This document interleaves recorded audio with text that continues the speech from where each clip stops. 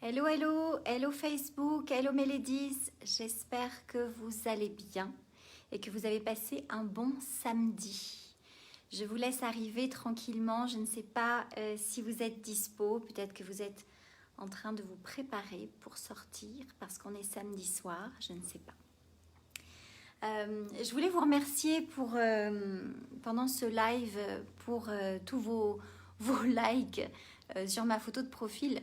En fait, j'ai changé ma photo de profil aujourd'hui parce que j'ai l'impression que c'est une photo qui ressemble beaucoup plus à ce que je suis en ce moment et que ça correspond à mon mood.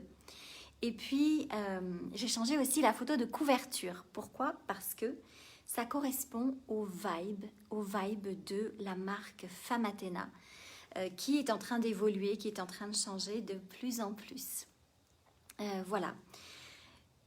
J'ai changé donc ma photo de profil, j'ai changé ma photo de couverture et j'ai dû faire l'exercice très très difficile de remplir la bio.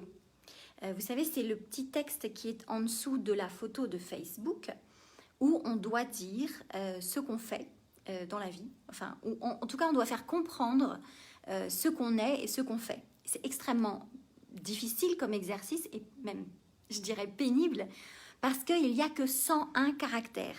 Donc en fait, il faut vraiment choisir ces mots et mettre que ce qui est le plus parlant possible. Et j'ai trouvé ça compliqué.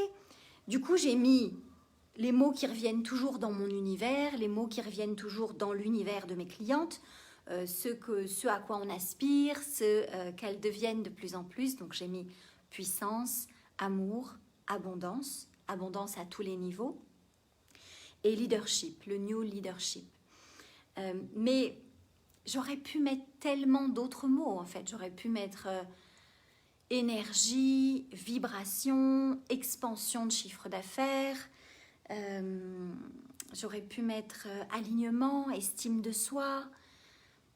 J'aurais pu mettre tellement d'autres choses branding, marketing digital. Il y a tellement de choses par quoi on passe dans la formation Famatena que c'était vraiment réducteur de trouver 3 ou 4 mots à mettre. Donc j'ai mis puissance parce que ça englobe beaucoup de choses, abondance parce que c'est l'abondance financière, mais l'abondance dans tous les domaines de notre vie, en mode richesse illimitée. J'ai mis leadership parce que j'ai une vision du leadership qui est totalement nouvelle et que je partage à mes clientes dans la formation Famatena. Voilà. Et après, donc quand j'ai fait cet exercice, ça m'a rappelé un truc. Je me suis dit, quand on va à une soirée ou quand on rencontre des gens en général, bah, la première question qu'on nous pose, c'est qu'est-ce que vous faites dans la vie? Vous faites quoi? Comme si en fait, ce qu'on fait nous définit complètement. Et alors là, on est censé pitcher en 1 minute, on est censé se présenter en 1 minute et dire exactement qui on est. Et j'ai complètement modifié ma façon de répondre à ça désormais parce que j'ai remarqué qu'il y avait 3 ou 4 situations qui revenaient tout le temps. Dans la première situation, on a la personne qui vous demande « Qu'est-ce que vous faites dans la vie ?» Et en fait, elle pose la question uniquement pour dire ce qu'elle fait dans la vie. C'est-à-dire que vous êtes qui? Mais en fait, elle s'en fiche complètement. Elle veut juste dire ce qu'elle fait et développer son truc à elle. Et ça, je le repère mais de tellement loin maintenant, par la manière dont elle pose la question, par son non-verbal, par plein de choses. La deuxième situation, c'est quand elle pose la question et on répond, on dit ce qu'on fait, et là, on voit chez l'autre une sorte de « ouais, ok, genre vraiment pas intéressé, tellement peu pour moi ». Genre vraiment, c'est pas du tout assez haut pour discuter avec moi. Et il y a une espèce de dédain sur le truc. Et ça, c'est hyper désagréable.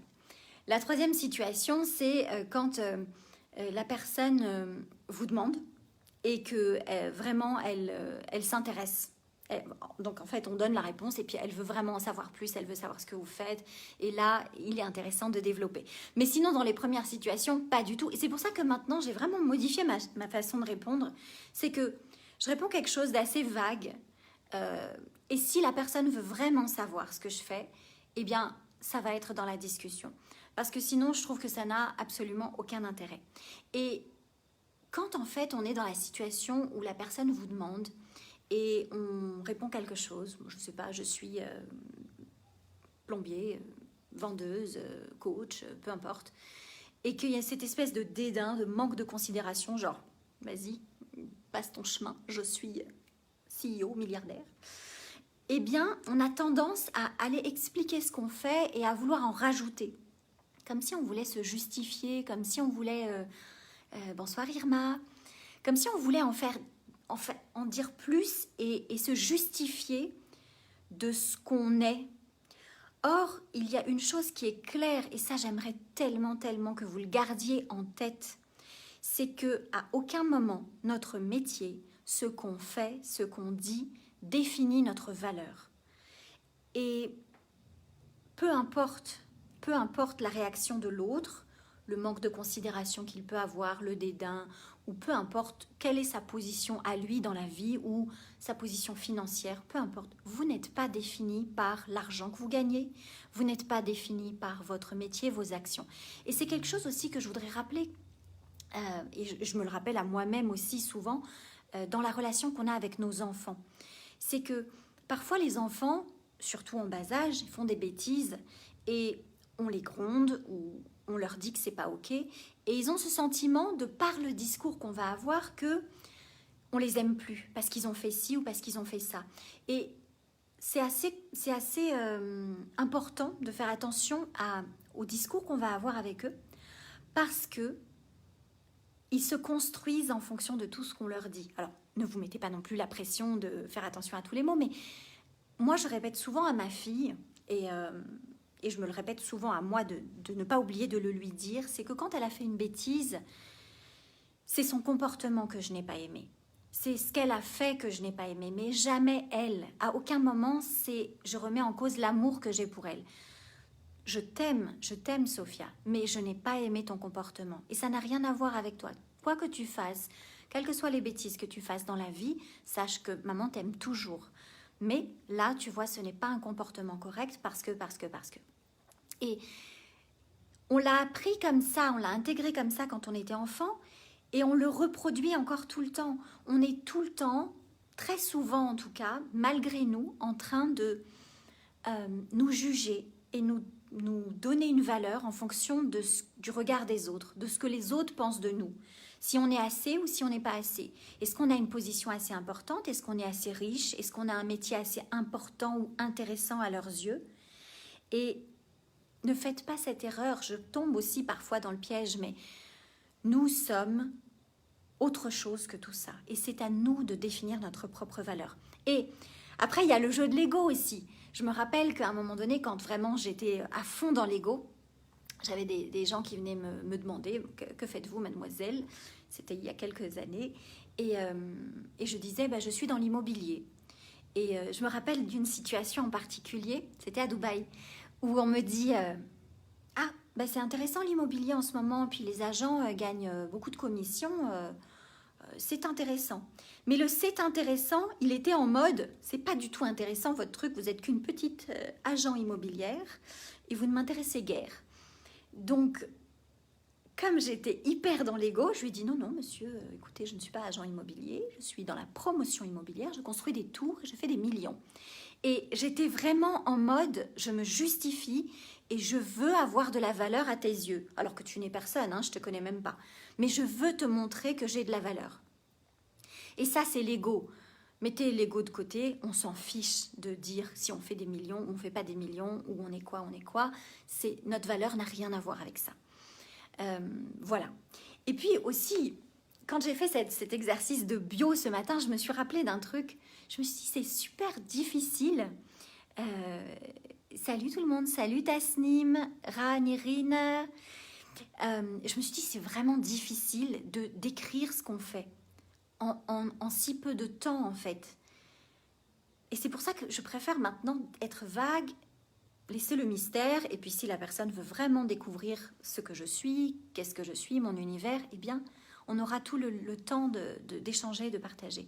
Parce que si je dis je suis coach, c'est pas vraiment ça en fait. Je suis pas que coach. Dans mon métier, je fais du marketing digital, de la communication, du réseau, du management, de la technique, du branding. Il y a tellement de choses en fait, ça englobe énormément de choses. Et donc je me suis dit que je voulais vous partager ce petit truc parce que quand j'écrivais ma bio, je me disais oh là là, c'est galère ce truc, on doit se décrire là en 101 caractères. En plus, dès que tu mets un petit truc, ça prend 2 caractères, c'est pas possible. Donc voilà. J'espère que vous allez passer une bonne soirée parce qu'on est samedi soir. Moi, je suis préparée pour aller à une soirée masquée. D'ailleurs, je veux bien votre avis. Je vais mettre soit ce masque-là. Je veux bien que vous me donniez votre avis, celles qui sont en ligne. Soit celui-là, soit celui-là. Lequel vous préférez? Le rose ou le gold? Je sais pas, j'hésite. Comme vous êtes en ligne, je veux bien avoir votre avis. Voilà, donc moi c'est soirée masquée ce soir. Je ne sais pas ce que vous faites, mais en tout cas, je vous souhaite une délicieuse soirée. Et puis je vous dis à demain. Salut!